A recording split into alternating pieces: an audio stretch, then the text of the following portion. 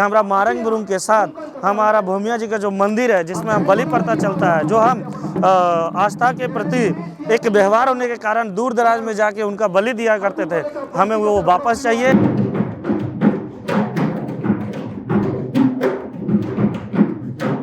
इधर पर्यटन स्थल होगा तो इधर दारू का दुकान खोलेगी, लॉजिंग खोलेगा और भी कुछ हो जाएगा। इसलिए हमारा जो पवित्र है ऐसा ही रहना चाहता हूँ।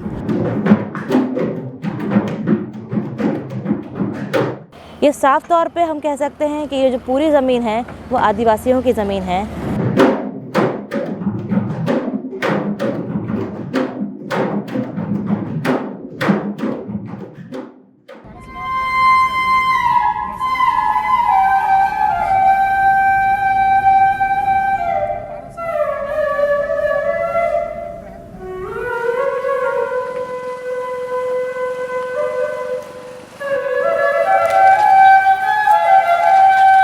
नमस्कार, जोहार। मैं हूं मोनिका मरांडी और इस वक्त मैं झारखंड के गिरिडीह ज़िले में हूं। गिरिडीह ज़िले में मैं इस वक्त पारसनाथ के मधुबन इलाके में हूं और मेरे ठीक पीछे आप रास्ता देख रहे हैं पारसनाथ जाने का। जो भी यहां आता है वो पारसनाथ इसी रास्ते जाता है। पारसनाथ जैन जो समुदाय के लोग हैं उनका पवित्र स्थल माना गया है और यहाँ उनका मान्यता है कि यहाँ उनको मोक्ष की प्राप्ति होती है। इसके साथ ही इस जगह को मारंग बुरु के नाम से भी जाना जाता है और साथ ही आदिवासियों का समुदाय इसमें अपनी आस्था रखता है। कुछ 2 महीने में हम लोग ने देखा कि यहाँ पे कुछ मतभेद शुरू हुए हैं और इसीलिए आज हम पूरे इलाके में घूमेंगे और जानेंगे कि क्या समस्या है, क्या विवाद का कारण है और लोगों की मान्यता क्या है।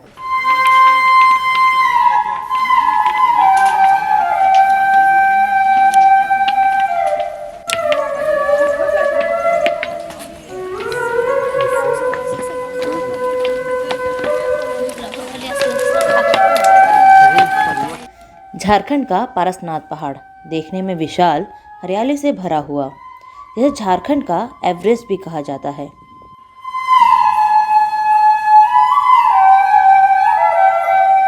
आदिवासियों के लिए मारंग बुरु, जैनियों के लिए सम्मेद शिखर और पर्यटकों के लिए प्राकृतिक सुंदरता से भरा टूरिस्ट स्पॉट। जैन धर्म के अनुसार उनके धर्म में कुल मिलाकर 24 तीर्थंकर हुए, जिनमें से 20 तीर्थंकरों की समाधि पारसनाथ में मौजूद है।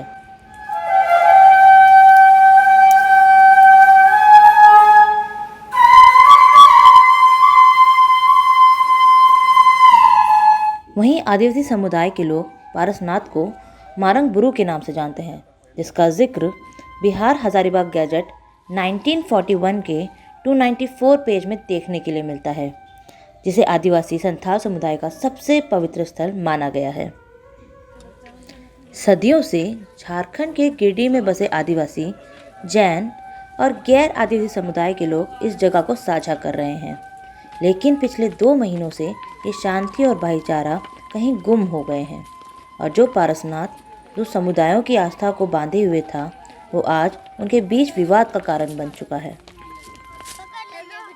वो जो हम लोग का पुराना 1911 का हम लोग का ये पूर्वे कौंसिल लांदर से हम लोग का जजमेंट है, हम लोग का खतियान है पहाड़ का जजमेंट 1911 का पूर्वी कौंसिल लंदन से हम लोग का डिग्री मिला है और अभी तक हम लोग का डिग्री है अब मिला है। इतना भी पहाड़ पारसनाथ पहाड़ में बहुत लोगों का जमीन है, घर है, जो सर्वे का लोग है, खतियानी है। आज जैनियों जो बोलता है कि मेरा है पारसनाथ पहाड़, तो कैसे हम लोग मान लेंगे कि मेरा है? पूर्वजों ने मेरा कर क्या रहे हैं, जितना भी यहाँ का स्थानीय है आदिवासी यहाँ का सर्वे वाला है। 2019 में झारखंड की रघुवर दास की सरकार ने केंद्र सरकार को एक पत्र भेजा, जिसमें उन्होंने अनुरोध किया कि पारसनाथ को इको टूरिज्म क्षेत्र घोषित किया जाए, जिसके लिए केंद्र में मौजूद बीजेपी सरकार ने भी हामी भरी थी, जिसके हिसाब से इसे पर्यटन के लिए और बेहतर बनाया जाना था। 2020 में कोविड ने भारत को अपनी चपेट में ले लिया और भारत की आर्थिक, स्वास्थ्य और पर्यटन स्थिति चरमरा गई। कोविड की इस मार से उभरने के लिए ही 17 फरवरी 2022 में झारखंड सरकार ने एक नोटिस जारी किया और पारसनाथ के साथ झारखंड में मौजूद 6 धार्मिक स्थलों को धार्मिक पर्यटन स्थल घोषित कर दिया ताकि झारखंड में दोबारा से पर्यटन शुरू किया जा सके। सरकार को उम्मीद रही होगी कि पारसनाथ पर पर्यटन को बढ़ावा देने से राज्य को कुछ पैसा मिल सकेगा, लेकिन जैन समुदाय को सरकार का ये फैसला एक आंख नहीं भाया। जैन समुदायों ने आशंका जाहिर करते हुए कहा कि पर्यटन से उनके तीर्थ स्थल की पवित्रता भंग हो सकती है। जैन समुदाय मानता है कि अगर यहाँ पर लोगों की आवाजाही बढ़ती है तो पारसनाथ में रह रहे जीवों और पहाड़ों पर इसका असर पड़ेगा। जैन समुदाय का मानना है कि अगर पारसनाथ को या शमेश शिखर को धार्मिक पर्यटन स्थल में बदल दिया जाता है तो यहाँ पे लोगों की आवाजाही बहुत ज़्यादा बढ़ जाएगी, जिसकी वजह से इस पहाड़ पर बहुत सारी गाड़ियाँ आएंगी, जिसका असर यहाँ पे रहने वाले जीवों पर, लोगों पर पड़ेगा। साथ ही वो ये भी मानते हैं कि अगर ये पर्यटन स्थल में बदल गया तो लोग बहुत सारा दारू, मदिरा और मांस लेकर आ सकते हैं, जिससे इस जगह की जो पवित्रता है वो भंग हो जाएगी। मैं महाराष्ट्र कोल्हापुर से आया हूँ। मेरा नाम नेमिनाथ चिंतामणी कांते है। ये जो अपना धर्मस्थल ये शिखर जी है, शमेश शिखर जी, ये हज़ारों सालों से हमारा पवित्र स्थान है। अभी जो गवर्नमेंट ने चालू किया है कि पर्यटन स्थल बनाना, वो हमारा पूरा विरोध है। अभी जब ऑल इंडिया में हमारा लाखों लोग ने विरोध किया, मोर्चा निकाला, फिर हमारा एक विनती है कि ये जो धार्मिक स्थल है हमारा वैसा ही रहना चाहिए। इधर पर्यटन स्थल होगा तो इधर दारू का दुकान खोलेगी, लॉजिंग खोलेगा और भी कुछ हो जाएगा। इसलिए हमारा जो पवित्र है ऐसा ही रहना चाहता हूँ। इस बीच यानी 28 दिसंबर 2022 को पारसनाथ से जुड़ी एक खबर सामने आती है, जिसके अनुसार एक जैन यात्री ने पारसनाथ पर आए एक पर्यटक के साथ झगड़ा किया। उन्होंने इस पर्यटक को मांसाहारी बताते हुए आरोप लगाया कि वो जैन तीर्थ स्थल की गरिमा और पवित्रता को भंग कर रहे हैं। इस घटना ने आदिवासी समुदाय में बेचैनी पैदा कर दी। 28 दिसंबर को एक यात्री संदीप जैन द्वारा कोडरमा से आए बच्चे को धक्का मार के रोड से निकाला जा रहा था। उसी में कुछ दुकानदार लोगों ने उनका विरोध किया। फिर हम लोग आए और उस संदीप जैन को पकड़ के थाने पे दिया। फिर वहाँ पे मामला जब बिगड़ा तो हज़ारों लोग थाना को घेर लिए, रोड भी जाम हो गया। उसके बाद स्थानीय विधायक आए और इसमें समन्वय बनाने के लिए बात कही गई जैन समुदाय द्वारा और स्थानीय लोगों द्वारा, यहाँ के आदिवासी मरांग ब्रूम के समिति द्वारा, कि उन लोगों के साथ बैठ के एक समन्वय बनाएंगे। लेकिन समन्वय ना बना के हेमंत सोरेन और केंद्र सरकार के द्वारा एक चिट्ठी पारित हो जाता है, जिसमें मरांग ब्रू पारसनाथ का जिक्र कहीं नहीं किया जाता है।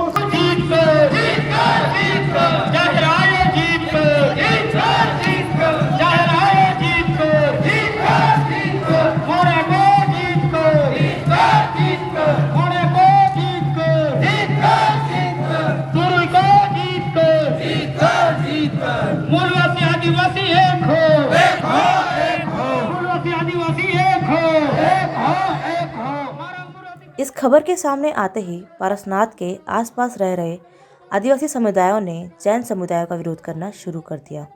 उनका कहना था कि पारसनाथ पे उनका भी हक है और वो यहाँ सदियों से बलि प्रथा का पालन कर रहे हैं। वो किसी भी तरह या किसी भी वजह से अपनी पूजा पद्धतियों को नहीं त्यागेंगे।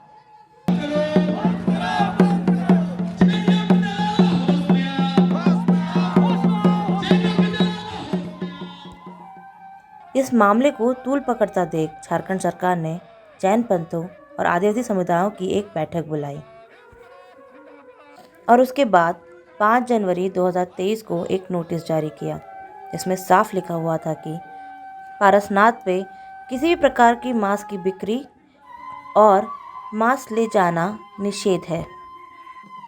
इस नोटिस ने वहाँ रह रहे आदिवासी समुदायों के गुस्से को और बढ़ा दिया। उन्हें लगा कि उनके द्वारा चुनी गई आदिवासी सरकार ने उनके साथ धोखा किया है और आदिवासी आस्थाओं को नज़रअंदाज किया है, जिसके बाद झारखंड के कई आदिवासी समुदायों ने इसका खुलकर विरोध किया और 10 जनवरी को पारसनाथ में महाजुटान का आह्वान किया, जिसमें देश के 5 राज्यों में से आदिवासी समुदाय के लोगों ने भाग लिया और लगभग 10,000 से ज़्यादा आदिवासी समुदाय के लोग इस महाजुटान में शामिल हुए।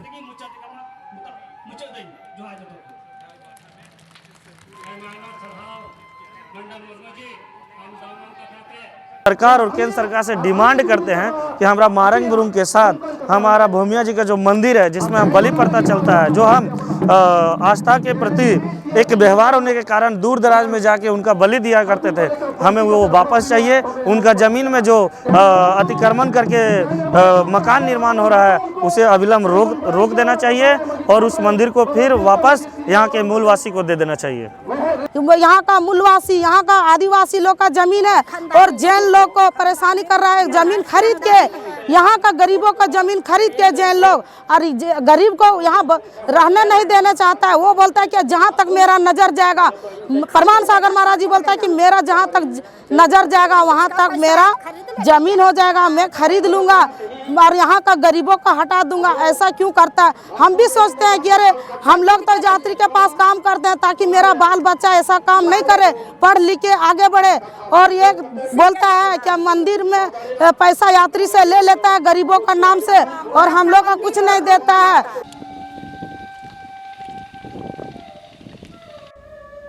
पारसनाथ जैन धर्म के लोगों की आस्था का बड़ा केंद्र है।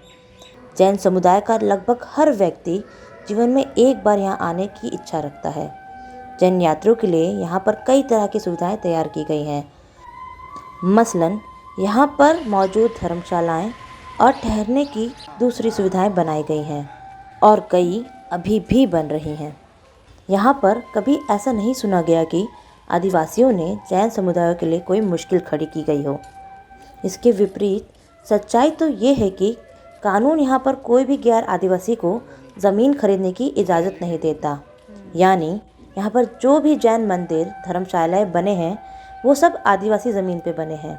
ये ज़मीन जैन संस्थाओं को इस शर्त पर मिली है कि वो इस इलाके में उत्थान का काम करेगी। लेकिन यहाँ के आदिवासी गांव में शिक्षा, स्वास्थ्य या फिर उत्थान का कोई भी दूसरा काम किया गया है, इसका कोई सबूत नहीं मिलता है। जब हमारी टीम आसपास के गांव में घूमी तो आदिवासियों के लिए कोई मूलभूत सुविधा, चाहे वो शिक्षा से जुड़ी हो या स्वास्थ्य से जुड़ी हो, वो बनती दिखाई नहीं देती है।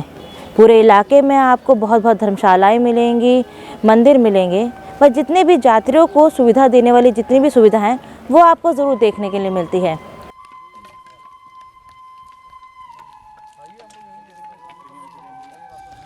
पारसनाथ में आए कई यात्रियों की हालत ये नहीं होती है कि वो इस 9 किलोमीटर की यात्रा को पैदल पूरी कर सकें।